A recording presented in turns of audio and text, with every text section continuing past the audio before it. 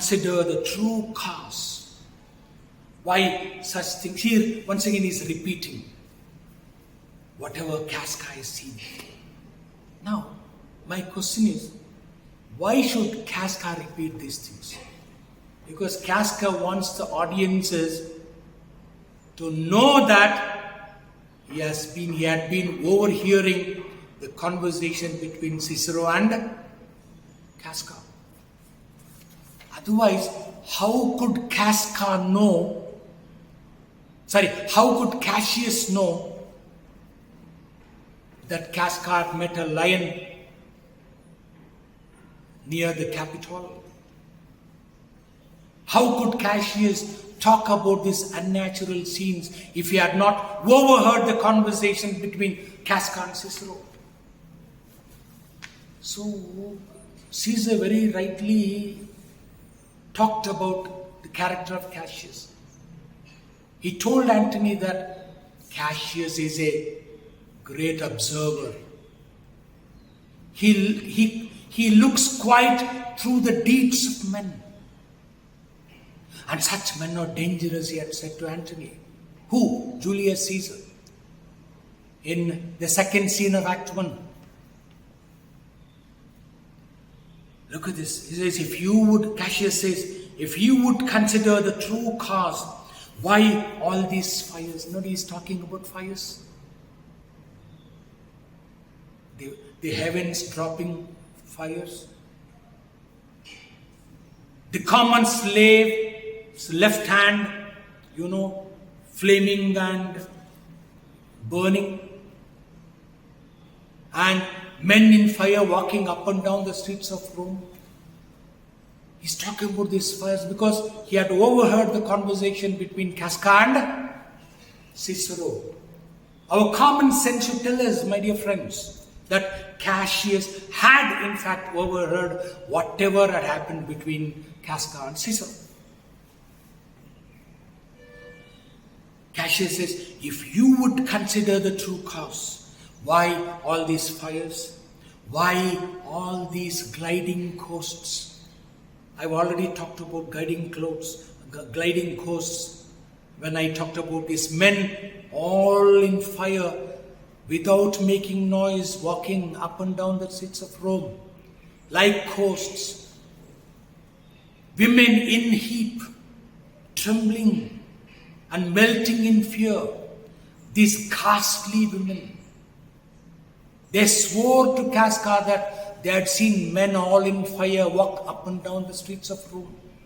These are the gliding coasts. They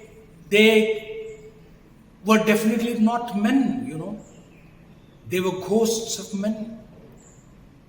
Because Cassius talks about, graves opening up and throwing out the dead bodies, as it were. And those dead bodies that were thrown out by graves were seen walking, all in fire. These are all unnatural sights Shakespeare talks about. Because I've told you, the ancient Romans and the 16th century Shakespearean audiences very strongly believed in these things. That's why Shakespeare very cleverly uses these things to attract more audiences to witness his plays. Thereby, his plays became super hits, my dear friends. Look at this. He says, why all these fires? Why all these gliding coasts? And he also talks about why birds and beasts from quality and kind. He talks about birds and beasts. He's talking about a bird, the owl. He's talking about the beast, the lion. And all of them, both the owl and the lion, behaved very abnormally. The owl appearing at noonday upon the marketplace, hooting and shrieking. The lion coming face to face with Casca, growling at him, glaring at him, roaring at him, and going away arrogantly without troubling him or attacking him. they have behaved quite different from their nature, my dear friends. And he's hinting at that. Why birds and bees from quality and kind? Why these birds and bees should behave different from their quality and their nature, their kind. And why old men fool and children calculate. Children should behave like fools, and old men should calculate. What does Shakespeare mean by old men calculating? Old men guiding youngsters out of their experiences, by sharing their experiences with them. That is why old people calculate, old people guide youngsters as to how they should have a bright future and how they should work hard to have a bright future. They speak all these things out of their experiences. That's why old people always calculate. And children behave foolishly, means very innocently. Because children do not understand their surroundings, their environment. To a child, a rope and a serpent are one and the same.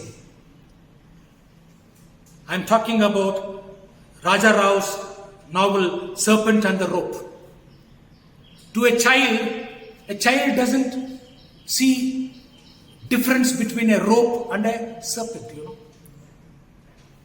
The child is so innocent. So children actually should fool and old men should calculate. Now it is happening the other way around. It's happening quite the opposite here. Cassius talks about these unnatural things.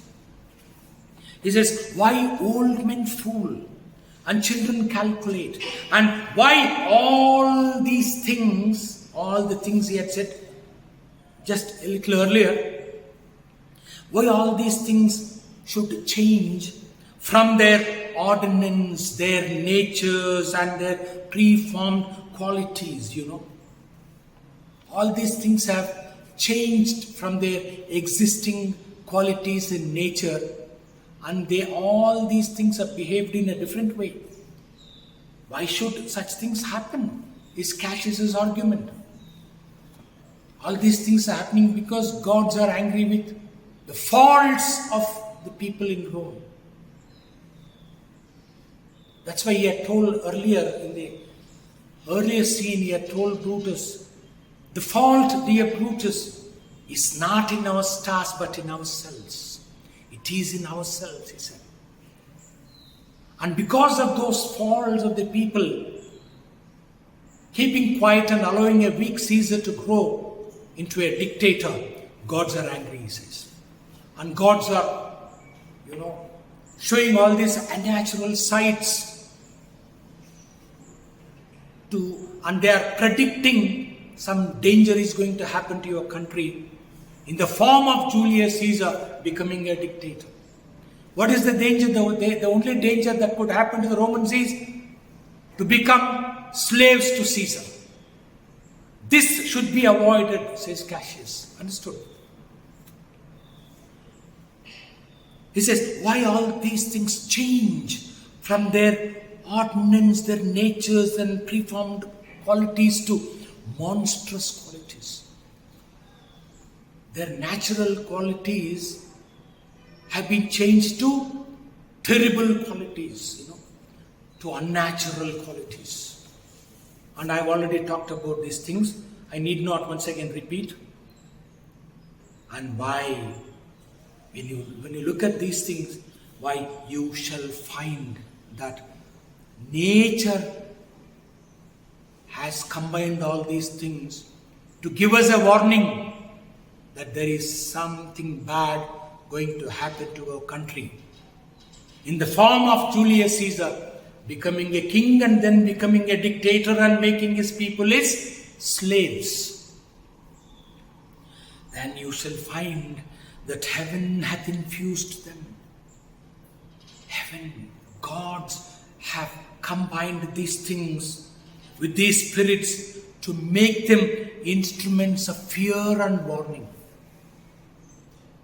all these unnatural sights we have seen here, it is the work of God's to make them instruments of fear and warning unto some monstrous state, unto some deadly happening that is waiting to happen to our countrymen. In the form of Julius Caesar becoming a king and becoming a dictator. He is just harping on Julius Caesar becoming a king and becoming a dictator and making all the Romans his slaves. He's keeping on harping on that because Cassius doesn't want Caesar to become the king. Because Cassius is a very strong supporter of Pompey. Since Pompey is no more, why should Caesar be a king? Is what Cassius is thinking of.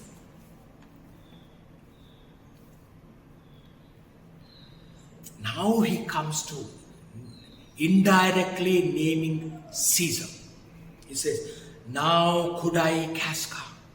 Now I could, if I want to, I could name you that person who is looking terrible as the terrible happenings that we have seen tonight.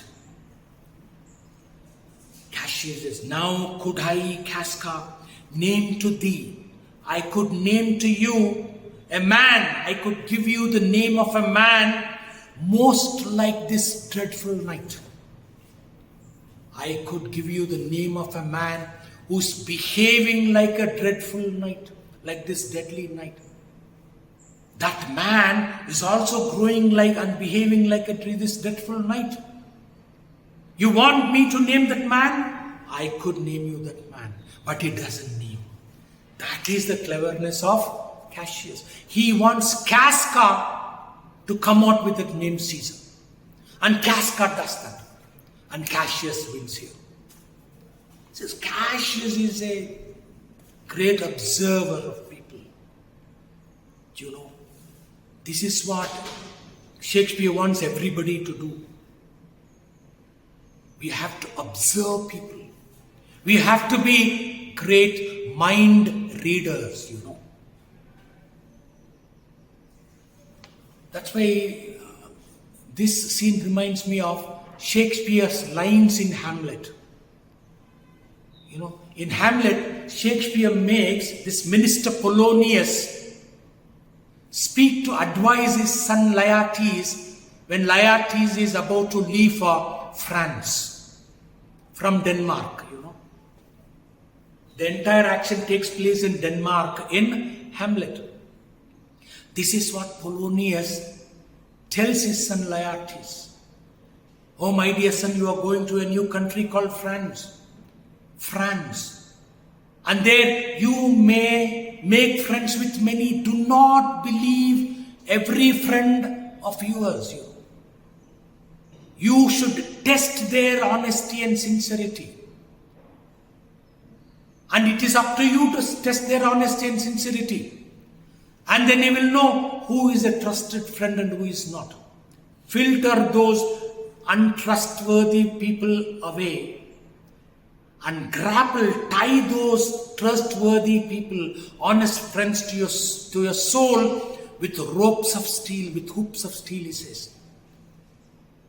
This is what Polonius tells Laertes. And here Polonius becomes Shakespeare's mouthpiece, you know. In fact, it is Shakespeare who is advising this as to how we should test our friends' sincerity. And let me remember those lines, original lines of Polonius when he speaks to Laertes. He says, my dear son, the friends thou hast, and their adoption tried, grapple them to thy soul with hoops of steel. These are the original lines spoken by Polonius in Hamlet. The friends thou hast, and their adoption tried, grapple them to thy soul with hoops of steel, he says. And Cassius in this play is not to be trusted. And Cassius himself talks about his character. Cassius says, Caesar bears me hard, but he loves Brutus. Look at this. Cassius here is very jealous of Brutus. Jealous of Cassius. Jealous of Caesar. Cassius says, Caesar dislikes me, but he loves Brutus. That's why Cassius very beautifully talks about his character. He says, that is why our elders say that honest men should make friendship only with honest men, not with dishonest man like me. Cassius tells these things to the audiences on the stage. It is a play, my dear friends. That's why we have Cassius. He's here. Cassius here very cleverly speaking and very cunningly transforming Casca into a conspirator. He says, look at Cassius. Now could I, Casca, name to thee a man most like this dreadful knight. That man is behaving like this dreadful knight, this dangerous knight. What is this knight doing? It is thundering. The knight is thundering, and even Julius sees that this man is also thundering. This knight is lightning. It is striking lightning, and Caesar is going to strike lightning if he is crowned a king and becomes a dictator. And this knight is opening graves. Caesar also would do the same unnatural thing. And this knight is roaring as the lion near the Capitol. And Caesar would also start roaring.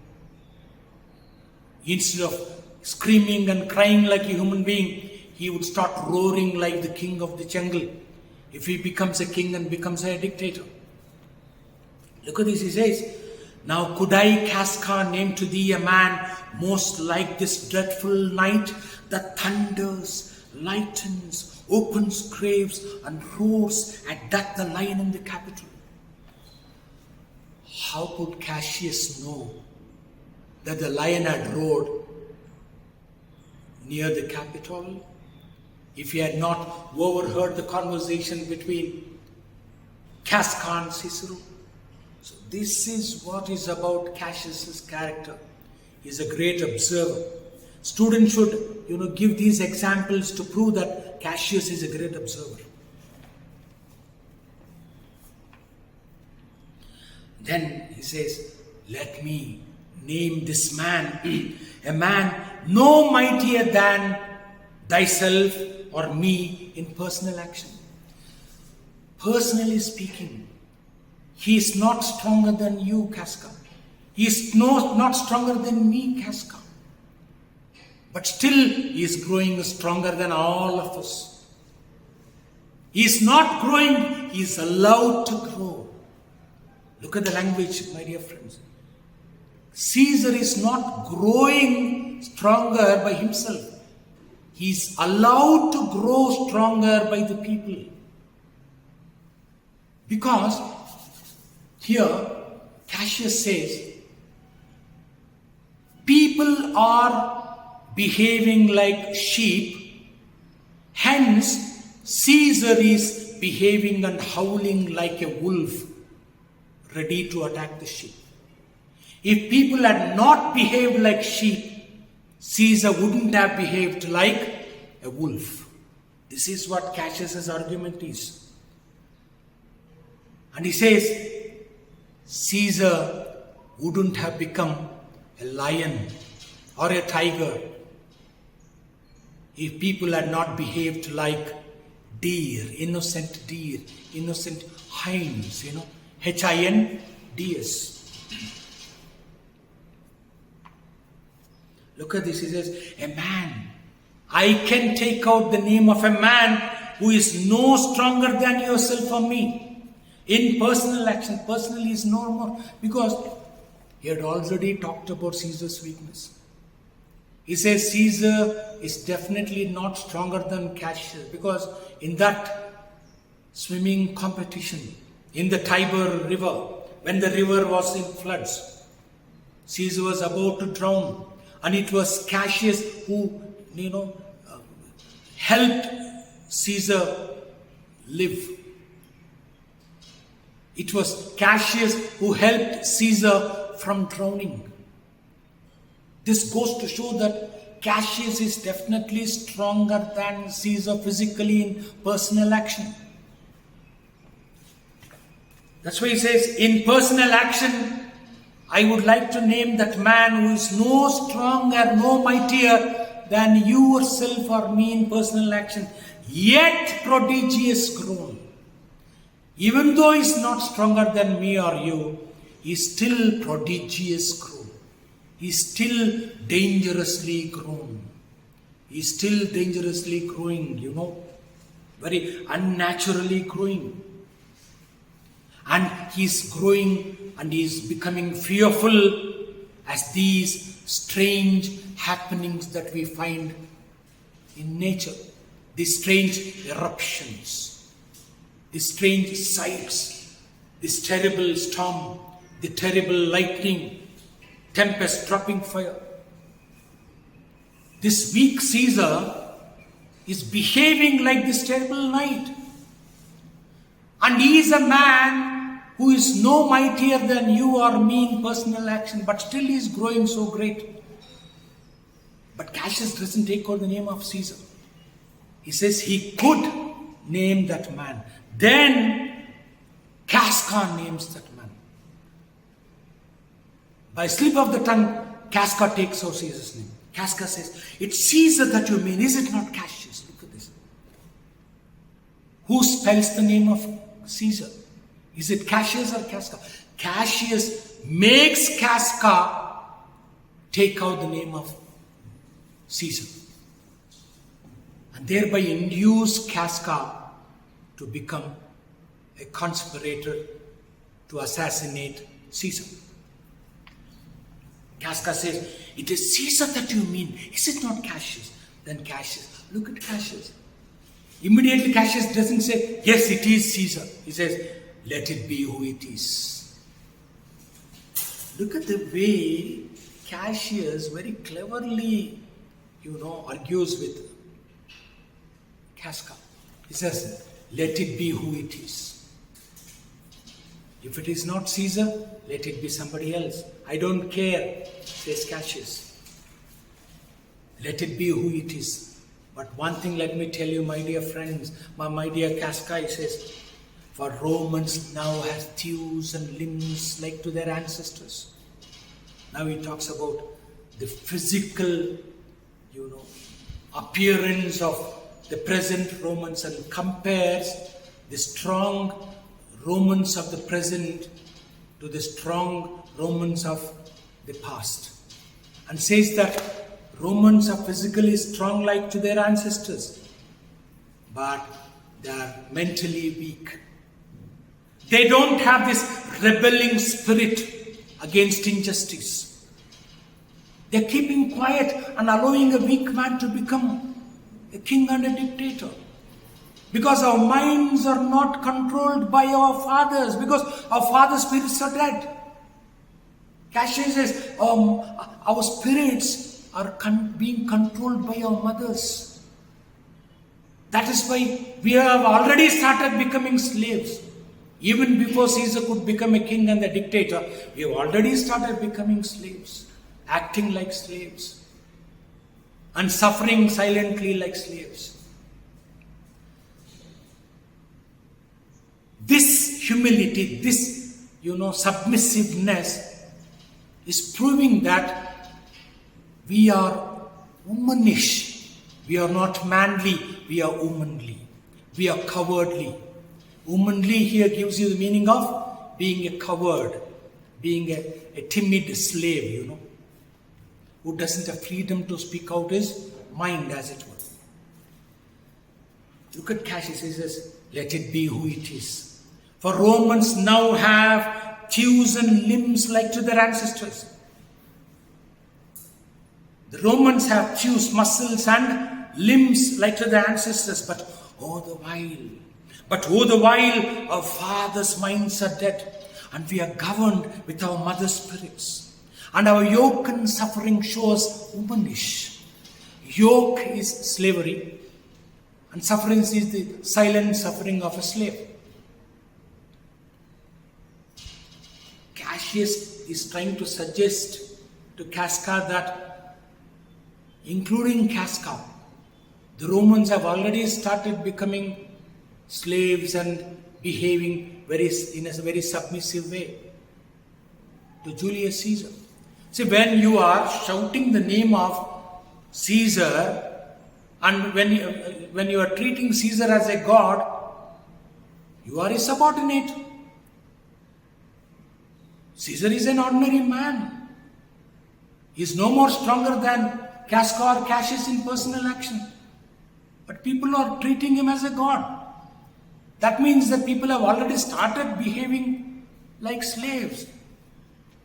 That means that though Romans are physically strong, their father's minds are dead, he says. That rebelling spirit is dead. Oh, the while, he says, it is very tragic that our fathers' minds are dead and we are governed, we are controlled by our mother spirits. Because our mother spirits are controlling us, we are behaving like slaves and becoming very submissive and keeping our mouth shut. And our yoke, slavery and sufferance, all these things are showing us to be womanish, womanly and not manly, he says. Thereby is instigating, tempting Casca, into rebelling against Caesar.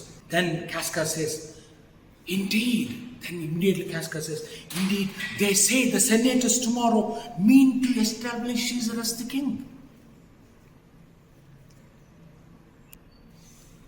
Here, Casca says, indeed, they say the senators tomorrow mean to establish Caesar as the king.